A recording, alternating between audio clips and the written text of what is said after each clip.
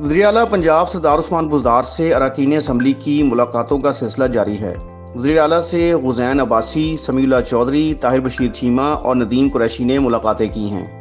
ملاقاتوں میں سیاسی صورتحال اور جنوبی پنجاب میں جاری ترقیاتی منصوبوں پر تبادلہ خیال کیا گیا۔ بہاولپور میں جنوبی پنجاب سیکریٹریٹ کے قیام کے منصوبے کے حوالے سے بھی بات چیت کی گئی۔ جنوبی پنجاب کے لیے 35% ترقیاتی فنڈز مختص کرنے کا اعزاز ہماری حکومت کو حاصل ہوا ہے۔ عثمان بزدار کا کہنا تھا کہ جنوبی پنجاب کے لیے ملازمتوں میں 32% کوٹا مختص کرنا تاریخ ساز اقدام ہے۔